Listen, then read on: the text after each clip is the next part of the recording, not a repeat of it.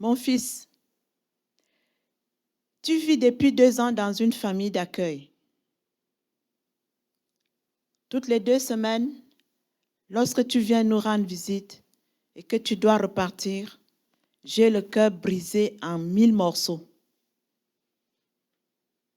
Tu as 15 ans, 5 ans de plus que moi. Lorsque je suivais un groupe de personnes que je ne connaissais pas vers un pays que je ne connaissais pas, la Sierra Leone. Nous fuyions alors la guerre au Libéria. 2 âges, le même destin? Non.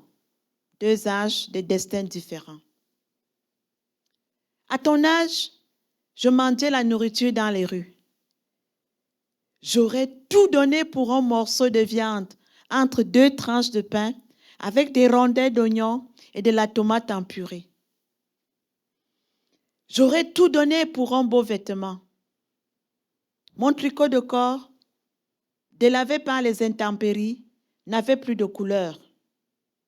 Ma bobette tenait grâce à une épingle à nourrice.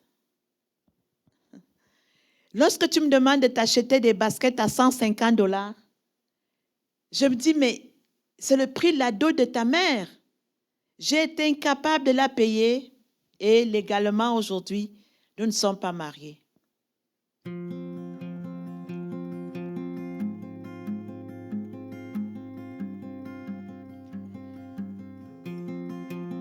J'ai quitté mon pays à l'âge de 10 ans et je n'y ai plus jamais remis les pieds.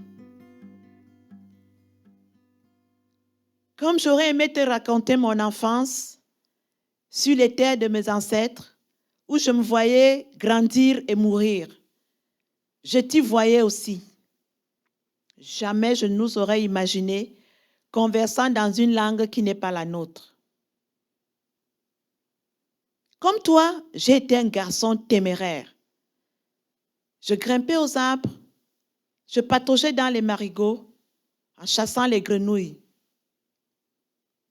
Mais, contrairement à toi, lorsque je désobéissais aux autres, je recevais une correction physique. Fatigué de parler, l'outil d'éducation de notre société trônait en bonne place dans la case paternelle.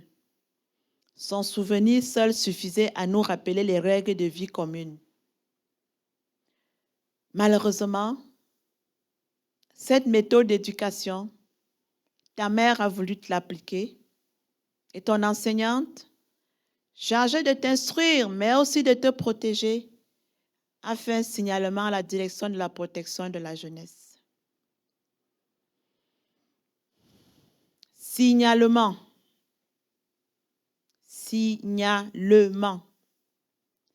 Ce mot de 11 lettres devrait être enseigné à tous les parents immigrants dès leur arrivée au Québec. 11 lettres qui peuvent changer le destin d'une famille, parfois au-delà des mers.